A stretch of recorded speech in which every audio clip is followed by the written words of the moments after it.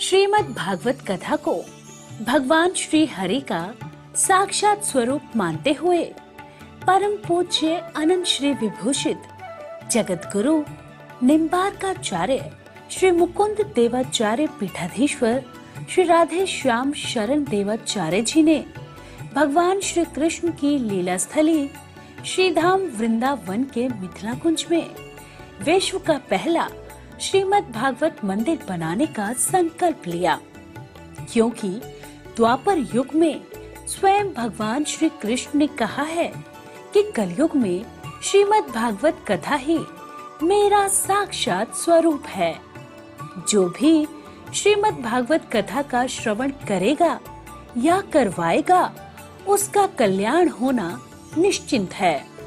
इसीलिए परम पूज्य महामंडलेश्वर श्री किशोरी शरण जी के अनुसार भगवान श्री कृष्ण की दिव्य वाणी का अनुसरण करते हुए प्रातः स्मरणीय पूज्य गुरुदेव जी ने श्रीमद् भागवत मंदिर बनवाने का निश्चय किया। विश्व में पहली बार बनने जा रहे इस श्रीमद् भागवत मंदिर की दीवारों पर श्रीमद् भागवत कथा के 18,000 श्लोकों का शिलालेख किया जाएगा। आप भी अपने नाम से, परिवार के नाम से, पूर्वजों के नाम से श्रीमद् भागवत मंदिर में श्लोक अंकित करवा सकते हैं। एक ईंट की सेवा 1100 रुपए, एक श्लोक की सेवा 5100 रुपए, 2 श्लोक की सेवा 11,000 रुपए, 5 श्लोक की सेवा 25,500 रुपए। यही नहीं, परम पूज्य अनंत श्री विभूषित जगत गुरु निम्बार्काचार्य श्री मुकुंद देवाचार्य पीठाधीश्वर श्री राधे श्याम शरण देवाचार्य जी और महाराज श्री के कृपा पात्र शिष्य परम पूज्य महामंडलेश्वर किशोरी शरण जी के पावन सानिध्य में यहाँ अखंड श्री युगल नाम महामंत्र हरि नाम संकीर्तन 30 वर्षों से लगातार 24 घंटे चल रहा है। आप अपने नाम से या अपने पूर्वजों के नाम से यहाँ अपने बच्चे के जन्मोत्सव एवं शादी की सालगिरह के उपलक्ष्य में संकीर्तन करा सकते हैं। एक दिन की संकीर्तन सेवा 1500 रुपए, एक माह की संकीर्तन सेवा 15,000 रुपए, अखंड संकीर्तन सेवा 21,000 रुपए देकर आप आजीवन संस्था के सदस्य बन सकते हैं। आपके नाम से मरण उपरांत तक संकीर्तन, एक संत का भोजन, गो सेवा चलती रहेगी। संस्था द्वारा आपको प्रमाण पत्र भी मिलेगा, जिसमें आप आजीवन सदस्य रहेंगे। आप संकीर्तन एवं संत सेवा, गौ सेवा हेतु श्रीधाम वृंदावन के मिथिला कुंज आश्रम में साधु संत सेवा अन्य क्षेत्र में सहयोग कर सकते हैं। 21 संत की सेवा 2100 रुपए, 51 संतों की सेवा 5100 रुपए, संपूर्ण भंडारा सेवा 11,000 रुपए। आप अपने बच्चे के जन्मदिन पर, शादी की सालगिरह पर माता पिता के नाम से, पूर्वजों के नाम से संकीर्तन संत सेवा करवाकर पुण्य के भागी बने और अक्षय पुण्य प्राप्त करें।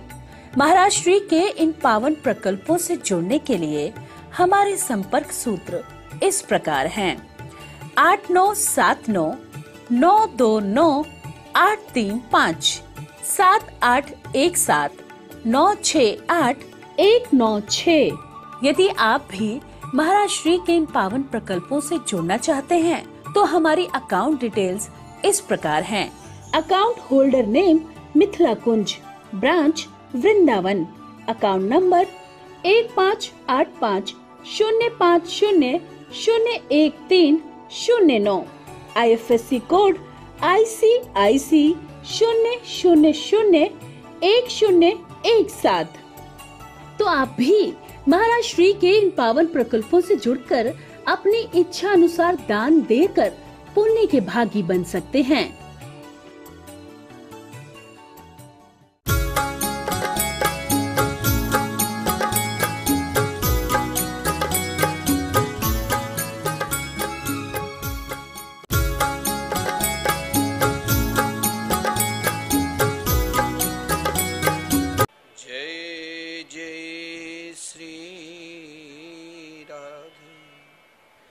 जय जय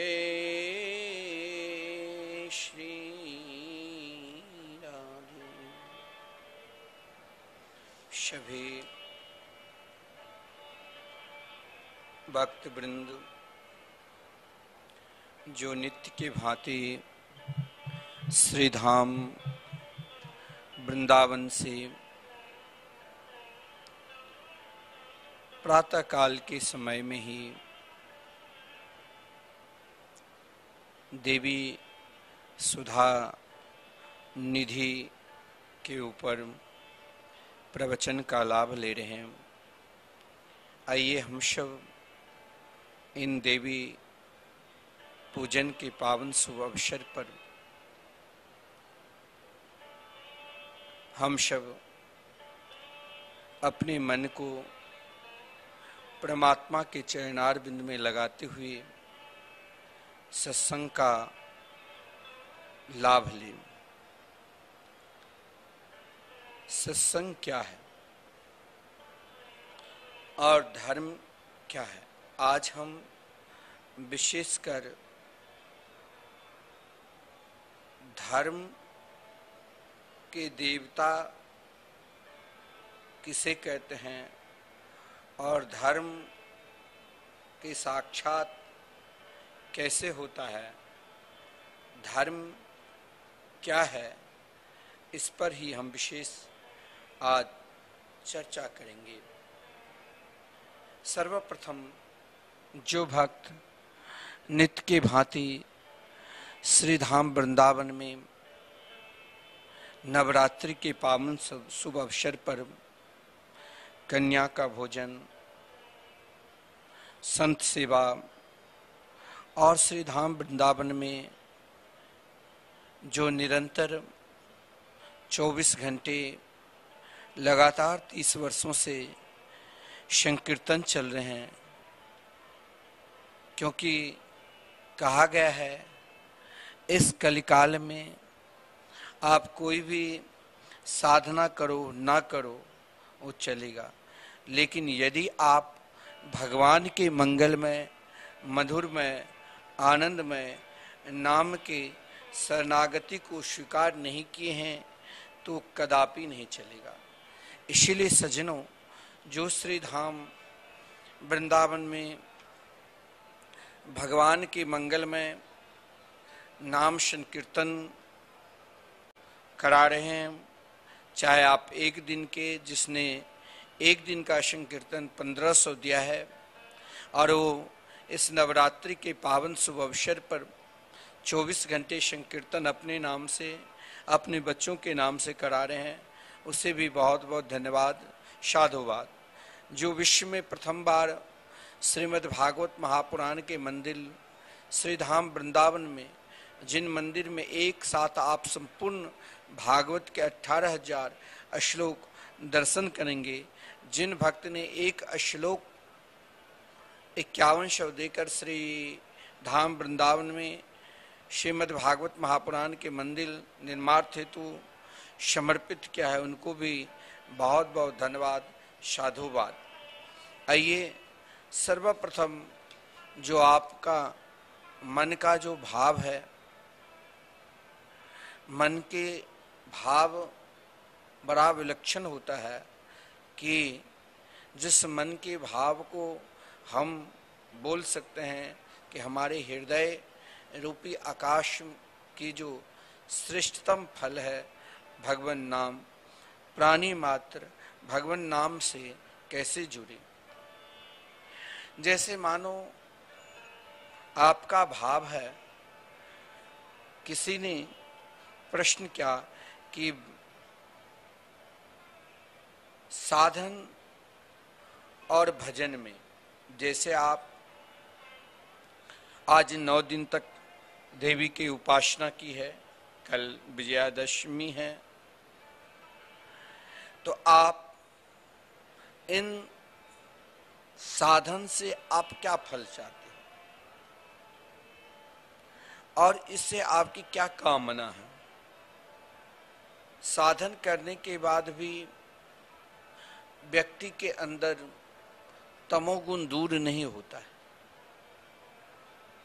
आपने 9 दिन तक व्रत किया, मैंने कहा कई ऐसा भी लोग हैं जिसके अंदर नाना प्रकार की बुराई है, नित्य शराब पीते हैं, मांसाहारी है, परंतु 9 दिन तक उसने साधना की, परंतु उसका साधना का फल क्या वाकई में माता दुर्गा ने स्वीकार किया कि उस तमोगुण के अंदर रोम रोम केवल तमोगुण ही विद्यमान है।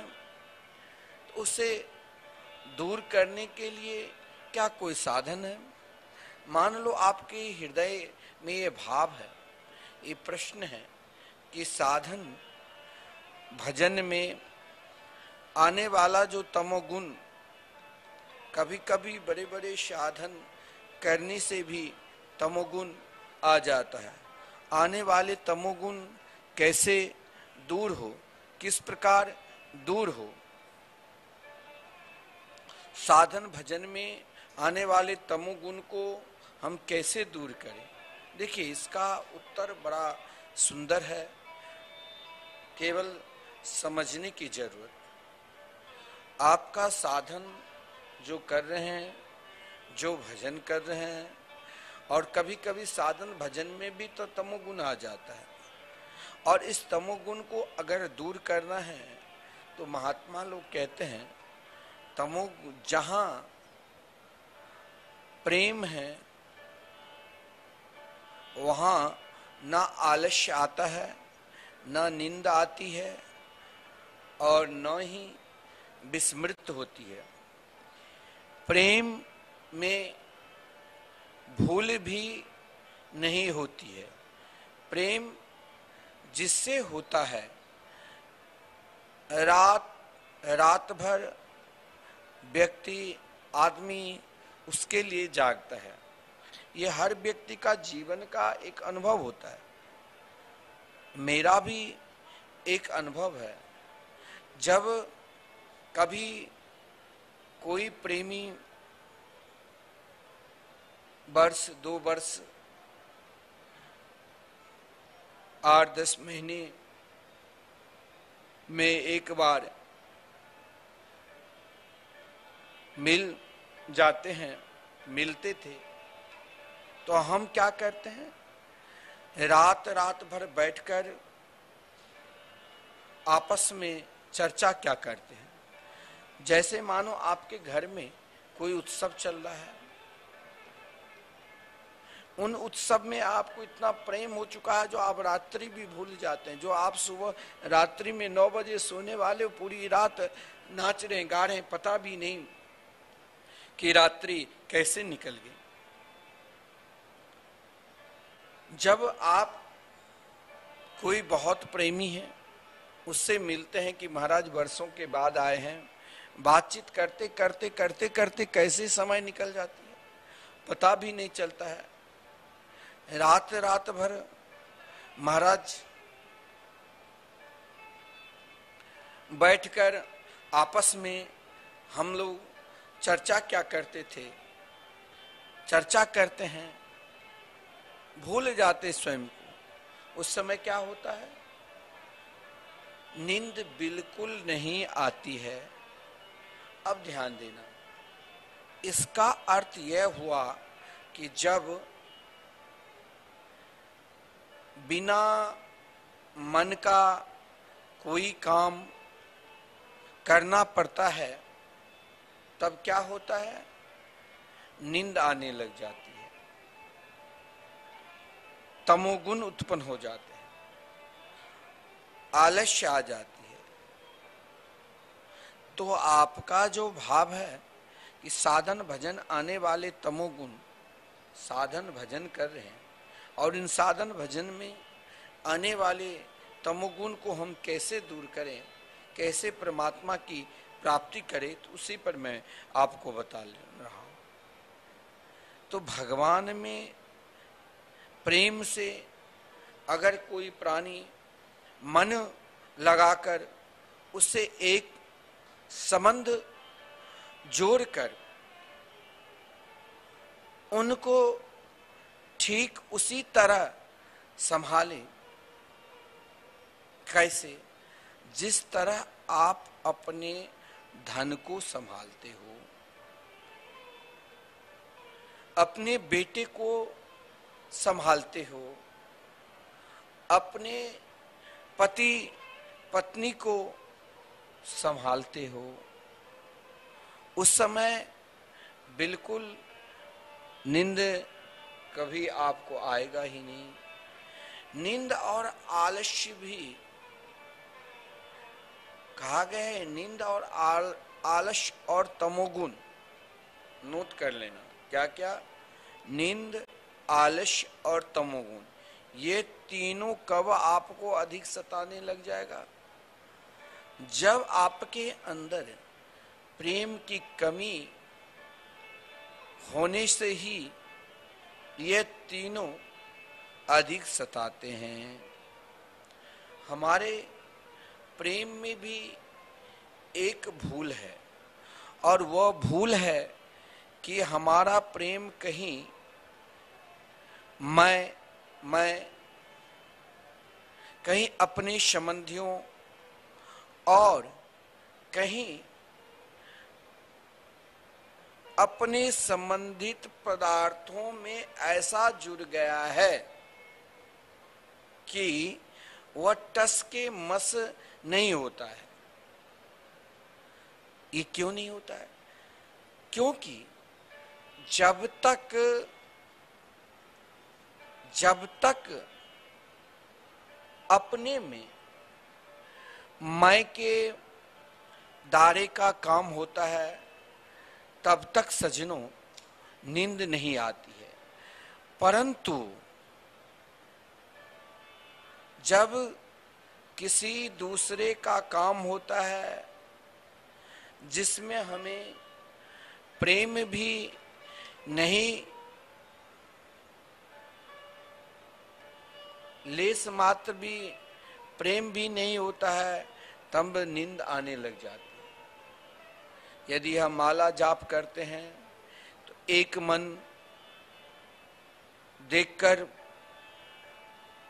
माला फिराए और हाथ में माला ले ले और एक मन का देखते रहे, माला का मन, और भगवान का नाम ले और मन का हटा दे। एक बार जो इसे माला में एक एक दाना है और एक बार भगवान के नाम उसमें ऐसे तल्लीन हो जाए, ऐसे प्रेम करो और वहां से मन हटा लो। दूसरा उपाय यहाँ यह भी है कि यदि आंख बंद रखने से नींद आती है तो आप एक बार ध्यान रखना, आंख खुली रखकर भी आप जाप कर सकते हैं। वैसे हमारे शास्त्रों में वर्णन आता है कि आंख की पुतली को स्थिर कर लेने से मन दूसरी जगह नहीं जाता है और नहीं मनोराज्य नहीं होता है। और सज्जनों, शरीर के न हिलने पर भी मन स्थिर हो जाता है और मन के स्थिर होने पर शरीर स्थिर होता है और शरीर के स्थिर होने पर पूर्ण रूप से मन का स्थिर होना दोनों प्रक्रिया हैं। तो कहने का तात्पर्य साधारण लोगों के लिए यही साधन है, वे अपने मन को, नेत्र और शरीर को स्थिर करे और उनका सारा अंतःकरण ही स्थिर अंचल हो जाएगा। और सज्जनों, फिर क्या होगा तो फिर मन पूर्ण रूप से भगवान में लग जाएगा। और भगवान में मन लगाने के लिए एक ही उपाय है, क्या? तो स्वयं को हमें अपना लक्ष्य की प्राप्ति करना है। आप कहोगे कि लक्ष्य की प्राप्ति के लिए इस कलिकाल में, इस कलयुग में सबसे बड़ा साधन क्या है जिससे हमारा लक्ष्य साधना करते हुए, भजन करते हुए मन में लेस मात्र भी तमोगुण उत्पन्न न हो और एकमात्र मन निरंतर परमात्मा के चरणार बिंद में समर्पित रहे? तो देखिए, हमारे शास्त्र में, वेद में तो संकीर्तन की महिमा का बड़ा सुंदर भाव दिया है कि संकीर्तन से अस्तोता गणों को एकमात्र संकीर्तन करने से प्राणी मात्र की, जीव मात्र की, साधा मात्र की, श्रोतागण मात्र की, केवल आप, वेद में वर्णन है कि आप के अंदर जो भी लक्ष्य है, अगर इस कलिकाल में अपना लक्ष्य की प्राप्ति करना है तो निरंतर रटते रहो। जैसे कोई विद्यार्थी है ना, वो जब अध्ययन करता रहता है, रटता रहता है, तो जिस लक्ष्य को प्राप्त करना है, स्कूल में प्रथम श्रेणी को प्राप्त करना है, तो क्या पुस्तक रटना पड़ता है और रटकर उसमें पूर्ण उनका मनन करना पड़ता है, चिंतन करना पड़ता है। दिन रात ऐसे ऐसे विद्यार्थी है, छात्र छात्रागण है, जो उनको कुछ दिखाई नहीं देती है, क्योंकि उनके हृदय में एकमात्र लक्ष्य प्राप्ति की इच्छा है, लक्ष्य प्राप्ति की कामना है। वो निरंतर अपनी कामना में, अपनी लक्ष्य में लगा रहता है। ना उसके अंदर कोई वैसे खाने की इच्छा, ना उतना सुंदर सुंदर वस्त्र पहनने की इच्छा। उनकी दृष्टि में, उनके मनसा वाचा कर्मणा, चाहे नाना प्रकार के घर में उत्सव हो, नाना प्रकार के कार्य चले, लेकिन एक छात्र अपने जीवन को निरंतर अपने अध्ययन के द्वारा एकमात्र अपने लक्ष्य की प्राप्ति में लगा है। और वो लक्ष्य की प्राप्ति क्या? तो लक्ष्य की प्राप्ति ही कहा गया है कि निरंतर कीर्तन करो, निरंतर उपाधि की कीर्तन भक्ति अनेक प्रकार की। आज मैं आपको विशेषकर वेदों में जो संकीर्तन की महिमा है,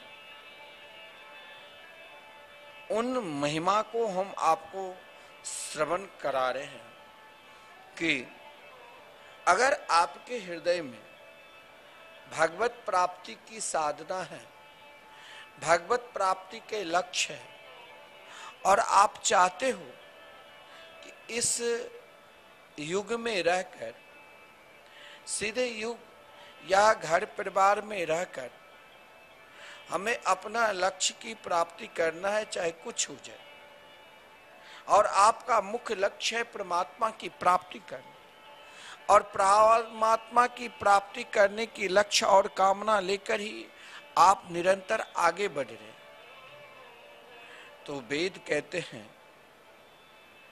अगर आपके लक्ष्य एकमात्र हरिनाम संकीर्तन से ही है, संकीर्तन से अगर भक्त के लक्ष्य की प्राप्ति है, तो हमें पूर्ण रूप से समर्पित होना चाहिए।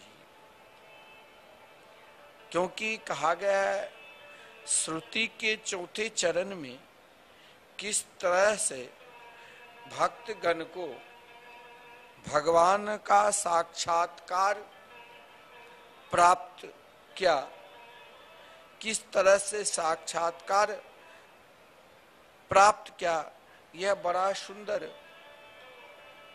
वेद में बतलाया गया है। भक्त को, श्रोता गण को जब उस स्वयं को, अपने आप को नाम संकीर्तन से जुट गए हो, तब भगवान शीघ्र ही, भगवान अपने परम प्रिय भक्त, जो भक्त स्वयं को निरंतर हर पल हर क्षण एकमात्र उनकी व्रत, उनकी उपासना, उनके विशेष दिन, उनके लिए विशेष कार्य केवल एकमात्र भगवत प्राप्ति की साधना, और उन भगवत प्राप्ति की साधना लेकर वो निरंतर भगवान नाम संकीर्तन से जुट गए हैं। तब ऐसे परम प्रिय भक्त को भगवान क्या करते हैं? ऐसे परम प्रिय भक्त को भगवान शीघ्र ही, उन भक्त को भगवान का शीघ्र दर्शन होते हैं, क्योंकि भगवान उन नाम जापक भक्त जो निरंतर रटते रहोगे, आप किसी भी कार्य में निरंतर उन कार्य के चिंतन करते रहो तो कार्य की सफलता मिलेगी। चाहे आपका व्यापार का कार्य है, चाहे आपको प्रतिष्ठा का कार्य है, चाहे आपको समाज सेवा के कार्य है, चाहे आपको राष्ट्र की सेवा के कार्य है, चाहे आपको विद्या अध्ययन करने का कार्य है। अगर आप निरंतर एक ही कार्य को निरंतर चिंतन करते रहोगे तो उस कार्य में सफलता जरूर मिलेगी। लेकिन अगर आपको परमात्मा की प्राप्ति का ही अपने जीवन का श्रेष्ठतम कार्य बना रखे हो कि मेरे अंदर जो नाना प्रकार की विषय वासना है, मेरी इच्छा है, मेरी कामना है कि उन विषय वासना, कामना, भजन में एकमात्र, साधन में एकमात्र, भजन और साधन में तमोगुण ना आवे। क्योंकि हमारे शास्त्र में कहा गया है, आप व्रत करते हो, नवरात्रि व्रत करते हो, और नवरात्रि व्रत आपने 9 दिन तक किए, आज अंतिम दिवस, कल विजयादशमी है, तो आपने 9 दिन तक उपासना की, तो आपने क्या प्राप्त किया? आप कहोगे मैंने तो कुछ प्राप्त नहीं किया, हमारी इच्छा तो पूर्ववत ही चल रहा है कि कब व्रत समाप्त हो, हम जैसे लगे हैं वैसे लगो। हमारी इच्छा तो यहाँ तक है, हम यदि देवी भागवत के पाठ करते हैं, दुर्गा सप्तशती के करते हैं, भगवान नाम जाप करते हैं, और क्योंकि इस समय आप जिस प्रकार जो भी साधना करोगे, साधना की सिद्धि भी नवरात्रि में होगी।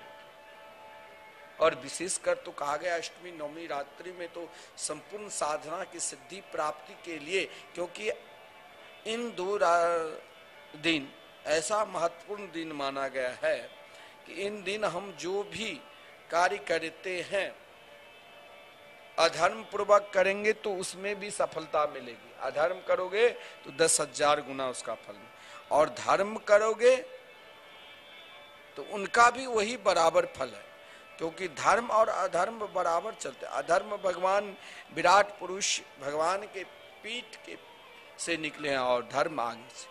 तो कहने का तात्पर्य,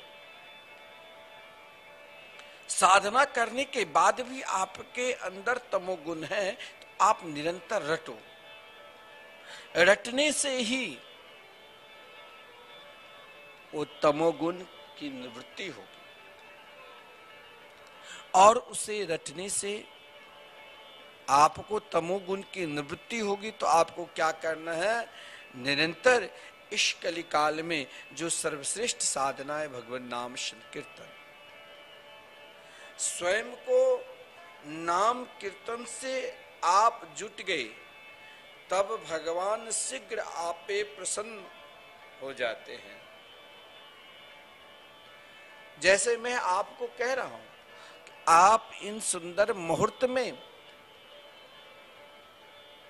आप श्री धाम वृंदावन में जो निरंतर, देखिए ये कोई साधारण कार्य नहीं है। आप सोचते होंगे कि ये जो प्रकल्प है ये दुनिया के सबसे बड़ा प्रकल्प है। अध्यात्म प्रकल्प में सबसे बड़ा प्रकल्प क्या है? तो भगवान नाम संकीर्तन। आप कहीं भी किसी के पास भी, कोई भी महात्मा के पास जाओ, कोई भी साधक के पास जाओ, तो कहेगा कि भाई आप इस कलिकाल में जब तक भगवान नाम के सहारा नहीं लोगे, जब तक भगवान नाम संकीर्तन नहीं करोगे, तब तक मोक्ष का नितांत असंभव है। मोक्ष की प्राप्ति करना है तो एकमात्र भगवान नाम संकीर्तन से जुड़ो। और ये कितना सुलभ है। इस प्रकल्प से आपको जुड़ने के लिए मैं बार बार इसीलिए कहता हूं कि आप श्रीधाम वृंदावन से जुड़िए। और श्रीधाम वृंदावन आप भारतवर्ष के किसी भी कोने में, किसी भी शहर में, चाहे किसी भी गांव में, चाहे किसी भी स्थान में रहते हो, सबका बराबर अधिकार है। क्या? तो सब हरि नाम संकीर्तन कर सकते हो, भगवान नाम संकीर्तन की उपासना कर सकते हो। और ये भगवान नाम संकीर्तन प्रकल्प से हमें स्वयं को जोड़ना चाहिए और दूसरों को भी जुड़वाना चाहिए। देखिए 30 वर्षों से निरंतर 24 घंटे, एक पल के लिए भी, एक क्षण के लिए भी भगवान नाम संकीर्तन बंद नहीं होता। आप अपने अनुसार आप एक दिन का भी कम से कम संकीर्तन कराइए, अपने पूर्वजों के नाम से, अपने बच्चों के लिए, स्वयं अपने कल्याण के लिए। सबसे बड़ा है मन की शांति के लिए, मन की विथा को दूर करने के लिए, मन को विथा को दूर करने के लिए एकमात्र साधन देवर्षि नारद जी ने भक्ति देवी से कहा कि एकमात्र साधन है क्या? हरि नाम संकीर्तन। क्योंकि कहा था, श्रीमद् भागवत महापुराण में वर्णन है, वृथा खेद से बाले ओहो चिंता तुराम कथम। चिंता जब आने लग जाए तो आप भगवान नाम संकीर्तन के चिंतन करने लग जाओ। भगवान स्वयं देवर्षि नारद जी ने भक्ति देवी से कही, इस संसार में जो श्री कृष्ण के चरणार बिंद के आश्रित हो चुके हैं, वो हर स्थिति में, हर परिस्थिति में निरंतर मुस्कुराते रहेंगे। निरंतर अगर आपको मुस्कान चाहिए तो आप श्री कृष्ण के चरणार बिंद का स्मरण करने लग जाओ। श्री कृष्ण के चरणार बिंद के स्मरण करने मात्र से ही जीवन की संपूर्ण व्यथा दूर हो सकता है, और कोई उपाय ही नहीं है सज्जनों। क्योंकि नाम संकीर्तन में स्वयं को आप जुट जाओ, दूसरों को प्रेरणा दो कि हमें श्री धाम वृंदावन में जो अखंड संकीर्तन चल रहे हैं, हम जरूर एक दिन का संकीर्तन कराएंगे। हो सके तो आप अपने लिए ऐसा कार्य करो जो निरंतर उस कार्य आपके लिए स्वयं कामधेनु गो के रूप में, कल्प वृक्ष के रूप में आपके समीप उपस्थित रहेंगे। वो क्या है? तो एकमात्र भगवान नाम संकीर्तन। आप स्वयं को भगवान नाम संकीर्तन में जब समर्पित हो जाते हो ना, आपके लिए वो कल्प वृक्ष की तरह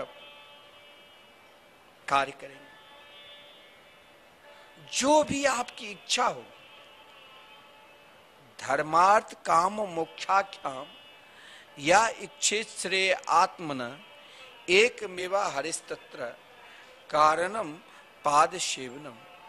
आपको वहां धर्म, अर्थ, काम, मोक्ष चारों पुरुषार्थ आपको मिल जाएगा।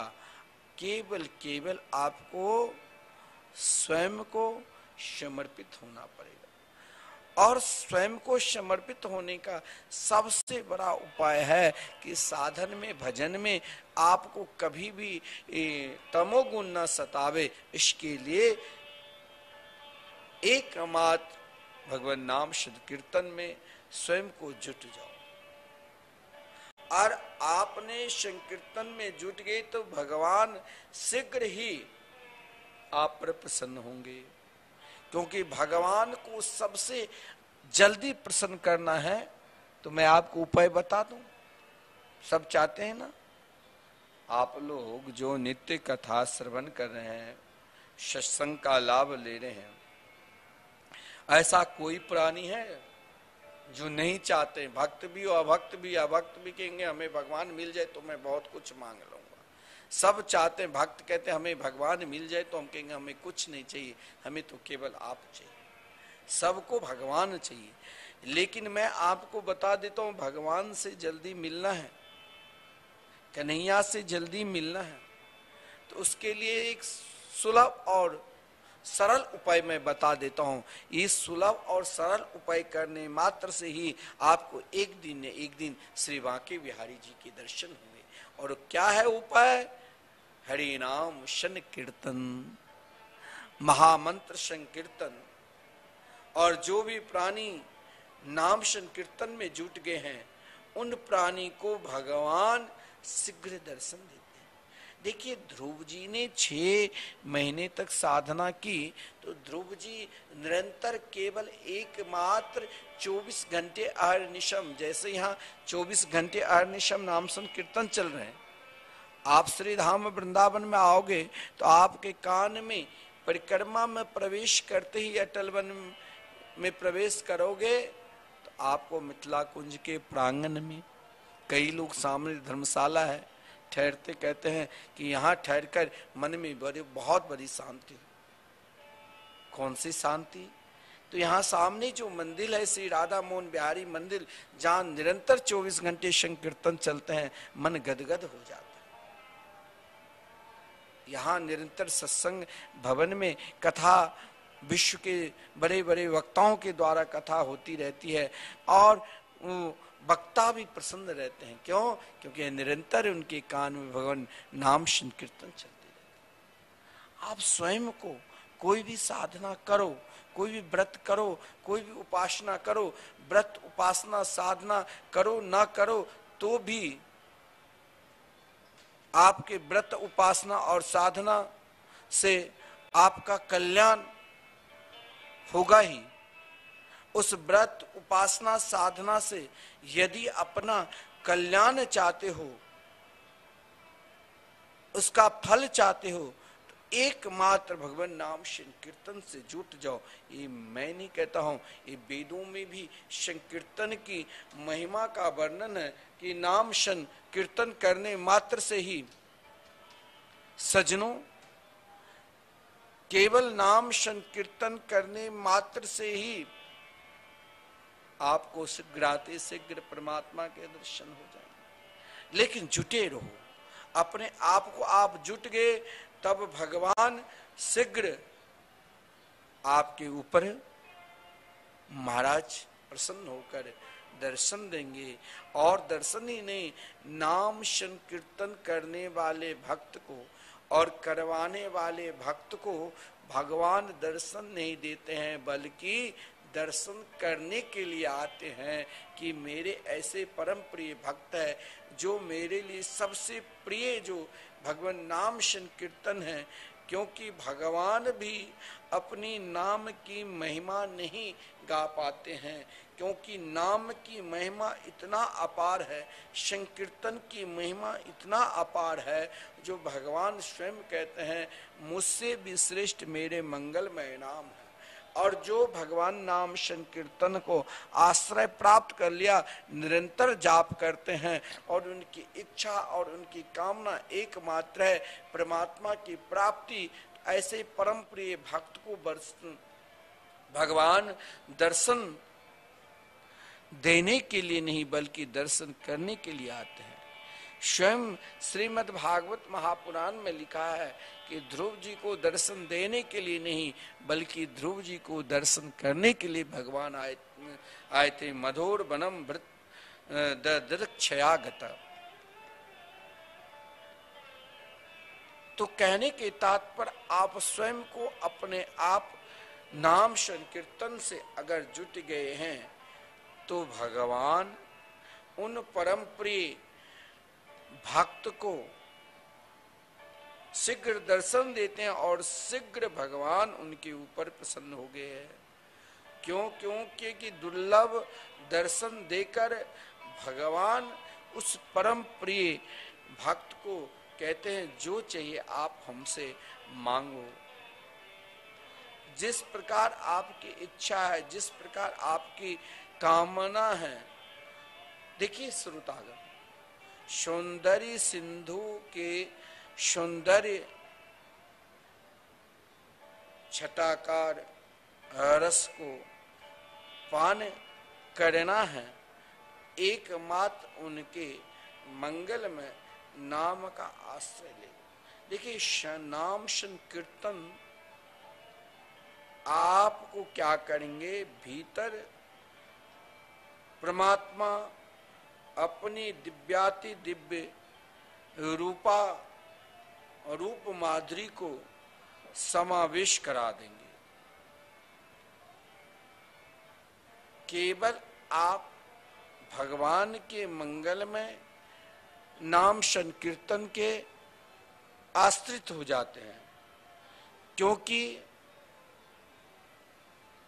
नाम तत्व जो है, संकीर्तन तत्व जो है, उस संकीर्तन क्या करते हैं तो नामी को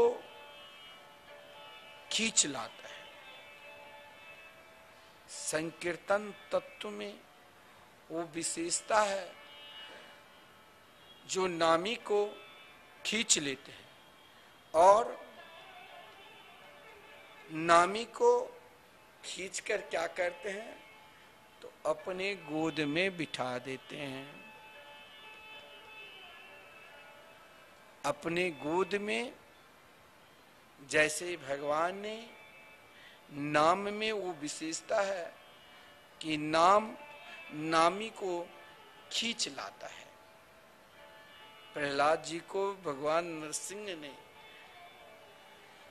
जो प्रहलाद जी ने अपने पिता से कहा मेरे प्रभु वो नाम के स्वरूप में है, वो कहाँ नहीं है। देखिए भगवान को सबसे प्रिय स्वरूप की उपासना भी करना है तो आप संकीर्तन, उनके मंगलमय नाम संकीर्तन की उपासना करो।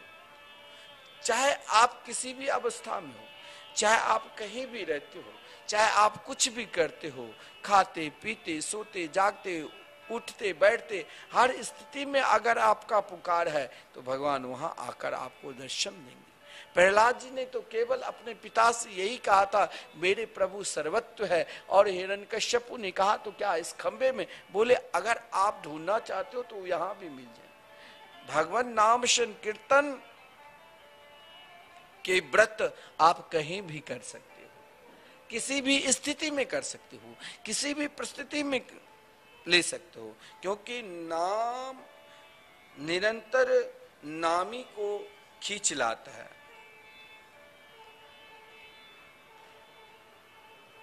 क्योंकि एकमात्र नाम ही निरंतर नामी को अपने निकट खींच लाते हैं।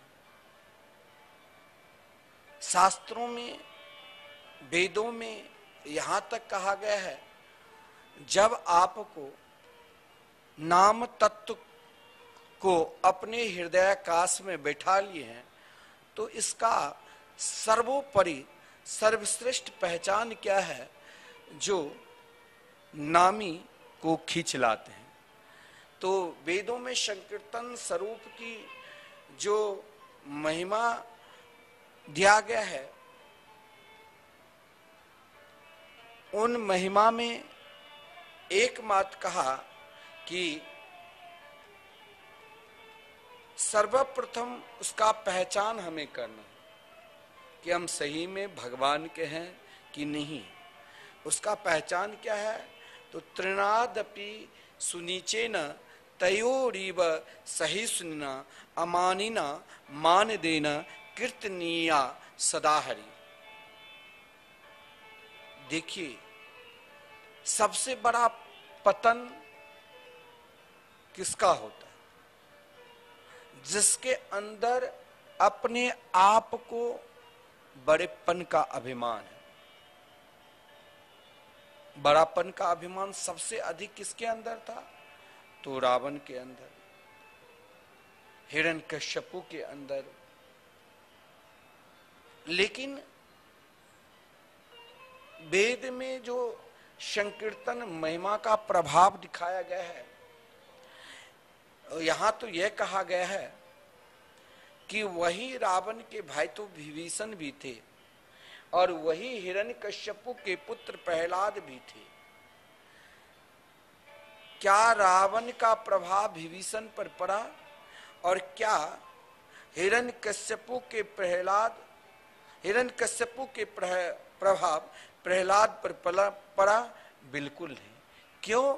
क्योंकि उसने संकीर्तन का जो स्वरूप है और उनकी जो महिमा है, उस स्थिति को प्राप्त कर लिया था जो तृणादपि सुनीचेन, अपने आप को, आपका बड़ापन का अभिमान दूर कब होगा? जब आप स्वयं को भगवान के हो जाओगे और भाव यही करोगे कि मैं भगवान का हूं और भगवान हमारे हैं। तो उससे क्या होगा? आपके अंदर दीनता आ जाएगी। जैसे वृक्ष में जब तक फल रहता है, वो फल निरंतर निरंतर झुके रहते हैं। फल से लदा हुआ वृक्ष और स्वयं घास, हरी हरी तृण घास जो भगवान के हो चुके हैं, वो अपने आप को, सारा बड़प्पन को त्याग कर अपने आप को दीन हो जाते हैं। और हमारे पूज्य गुरुदेव कहा करते हैं कि जब तक आप दीन नहीं बनोगे, तब तक आपके अंदर दीन बंधु की कृपा होना भी नितांत असंभव है। अगर आप दीन बंधु की कृपा चाहते हो तो स्वयं को दीन हो जाओ। निरंतर आपको दीन बनकर ही दीन बंधु की कृपा प्राप्त कर सकते हो। और दीन बंधु की जो कृपा है, उस कृपा को प्राप्त करने के लिए आपको स्वयं को, महाराज, तृणादपि सुनीचेन, और ये तृणादपि तभी होगा जो आप निरंतर भगवान के जाप करते हैं। कई लोगों का प्रश्न होता है, एक सज्जन ने एक प्रश्न किया था कल कि भगवान से हम प्रार्थना कैसे करें जो भगवान मेरे ऊपर प्रसन्न हो जाए। देखिए, ध्यान देना, भगवान से प्रार्थना कैसे करें, किस प्रकार करें और क्यों करें। तो सब नवरात्रि है, देवी मंदिर दर्शन करने के लिए जाते हैं। सब चाहते हैं कि मेरे अंदर भी ऐसी शक्ति आ जाए, ऐसा भाव आ जाए, मैं हर स्थिति में, हर परिस्थिति में मुस्कुराते हुए भी अपने जीवन को व्यतीत करूं।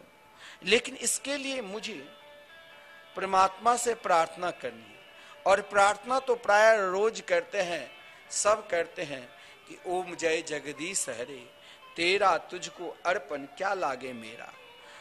एक तरफ तो आप अपना आप को अर्पण करने के लिए तैयार होते हैं, लेकिन मैं आपसे पूछता हूं, क्या आप अपने आप को कभी अर्पण किए हो?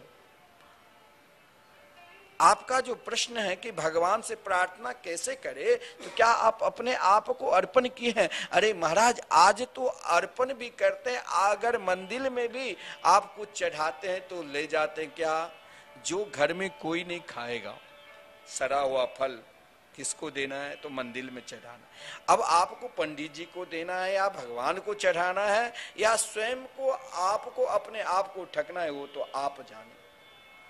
लेकिन भगवान को आप सोचोगे कि हम उसे प्रार्थना कर रहे हैं, तेरा तुझको अर्पण क्या लागे मेरा, तो भगवान प्रसन्न हो जाए, ये नितांत असंभव है।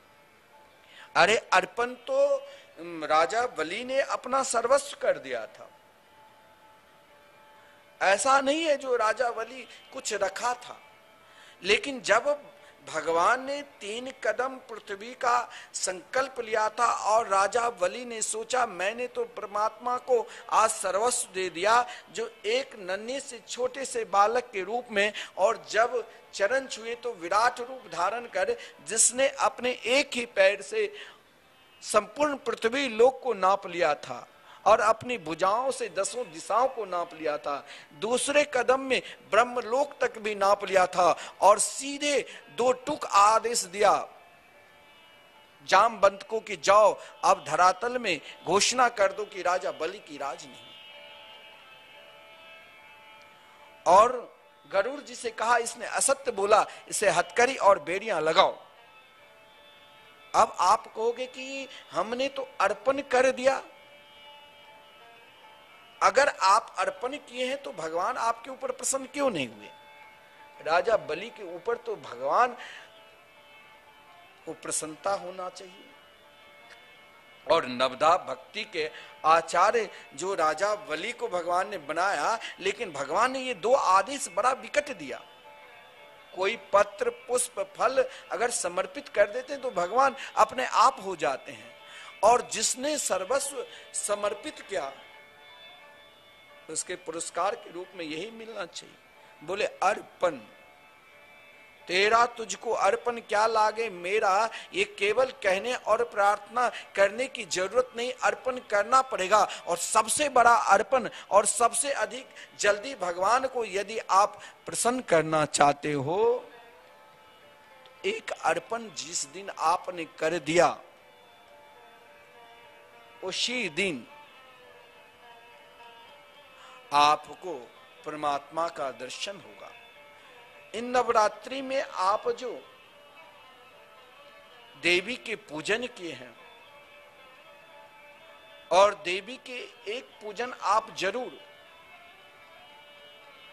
ब्रह्मचारिणी स्वरूप में जब किए हैं, तो उस समय देवी का स्वरूप अर्पणा भक्ति से ही जुड़ा जाता है। यानी माता पार्वती का एक नाम अर्पणा भी है। और अर्पण कैसे करना चाहिए, किस प्रकार करना चाहिए, किस योग से करना चाहिए, यह यदि सीखना है तो भगवान ने स्वयं कहा था कि आपने तो सर्वस्व दे दिया। लेकिन यहां एक संवाद छूटा हुआ है। क्या? आपने जो तीसरे कदम संकल्प किया वो आप दे नहीं रही हो, और मेरी लाचारी है जो आपने मेरे समान मेरे समीप असत्य बोल दी। या तो आप नरक जाओगे या यही हथकड़ी बेरियां लगाकर आपको जेल में बंद करूं। राजा बलि ने उस समय कहा मैं तो अर्पण किया। बोले तुमने तो सारा अर्पण किया, लेकिन अभी तक जब तक तुमने अपने आप को अर्पण नहीं करोगे तब तक मैं तुम्हें, जो मेरे पास रत्न है, जो मेरे पास वस्तु है, मैं तैयार हूं देने के लिए, लेकिन तुम भी दो। बोले क्या वस्तु है? तो बोले तुम्हारे अंदर देहाभिमान है। देहाभिमान। गजेंद्र ने प्राय भगवान के गजेंद्र मोक्ष में बड़ा सुंदर भाव आता है कि गजेंद्र ने भगवान को स्तुति की, लेकिन भगवान ने तब तक नहीं दर्शन दिया जब तक गजेंद्र के अंदर देहाभिमान था।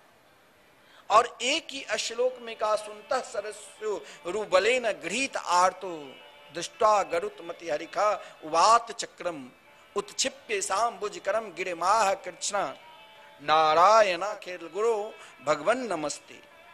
जब स्वयं को अर्पण कर दिया, जिस दिन आप कहते हो मैं तो रोज भगवान से प्रार्थना करता हूं, लेकिन प्रार्थना से हमें मेरे अंदर जो तम प्रधान है, तमोगुण प्रधान है, वो दूर नहीं होता है। प्रार्थना तो मैं रोज करता हूं, लेकिन हमारी इच्छा की पूर्ति नहीं होती है। इसके लिए आप सही में प्रार्थना कर ही नहीं रहे हो। सही में जो प्रार्थना है, जिस दिन आप स्वयं को अर्पण कर दोगे, अर्पण यानी आपके अंदर जो देहाभिमान है, देखिए देहाभिमान कारण ही हम सबके अंदर काम, क्रोध, लोभ, मत्सर, ईर्षा ये प्रबल होता जाता है। ये क्या है? देहाभिमान। और जिस दिन इसको त्याग दिया, उस दिन यदि आपने भगवान से सही में एक शब्द का भी प्रार्थना किया तो प्रार्थना की सफलता मिलेगी। क्योंकि आपका जो प्रश्न है भगवान से प्रार्थना कैसे करें, तो इसका सीधा उत्तर यही है, प्रार्थना तो आपने कभी अपने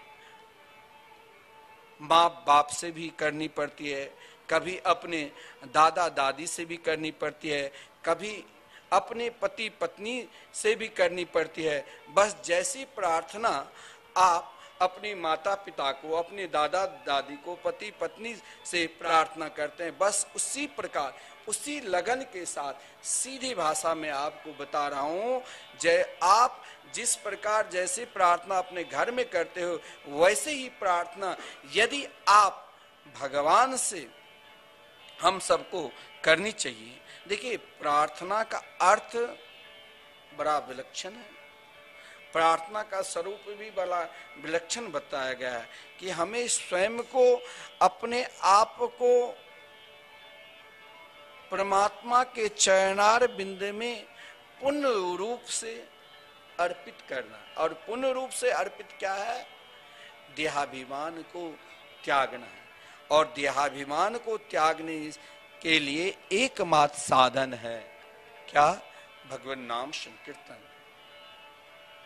जिस नाम संकीर्तन के प्रति हम आपको नित्य प्रेरणा दे रहे हैं कि श्रीधाम वृंदावन में लगातार 30 वर्षों से जो संकीर्तन चल रहे हैं, आप जरूर अपने माता पिता के नाम से, अपने नाम से, अपने बच्चों के नाम से जरूर आप श्रीधाम वृंदावन में चाहे एक दिन का संकीर्तन कराइए, चाहे एक माह की। देखिए हम सबको कुछ ना कुछ संकल्प लेना है।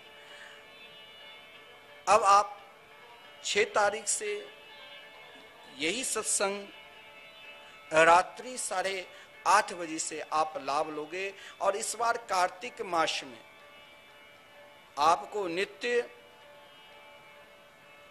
दामोदर कथा की रसास्वादन करोगे, कार्तिक महात्म की, और 1 माह तक लगातार आप श्रीमद् भागवत महापुराण की कथा अमृत का रसास्वादन करोगे।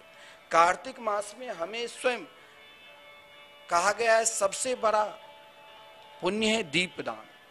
तो कार्तिक मास में अगर आपको भगवान नाम संकीर्तन के समीप दीपदान करना है, श्री राधा मोहन बिहारी के समीप, तो आप दीपदान भी करा सकते हैं। संत भोजन निरंतर चलेगा, संत भोजन भी करा सकते हैं।